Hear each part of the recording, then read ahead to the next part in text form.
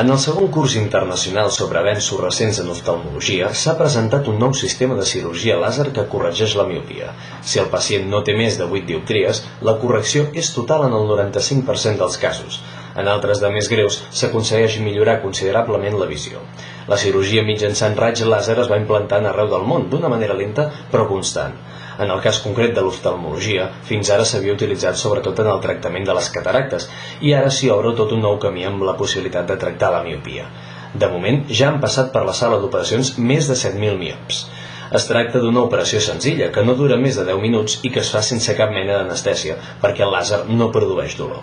L'equipament utilitzat costa prop de 60 milions de pessetes i aquesta és la causa de l'únic inconvenient que té aquest invent. El preu de l'operació puja a 3.000 euros. Aquest passat 4 de desembre es va dur a terme l'obertura de la plaça del barri de la Creu Alta de Sabadell. Alguns membres de l'Ajuntament, com Manuel Bustos, l'alcalde de Sabadell, o alguns regidors, van voler assistir en aquesta inauguració. També van ser presents els responsables de l'Associació de Veïns de la Creu Alta.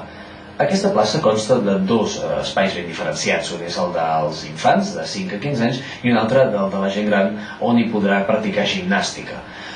També s'ha col·locat una nova font al costat de la mítica creu, una creu que va ser derruïda durant aquestes mateixes obres.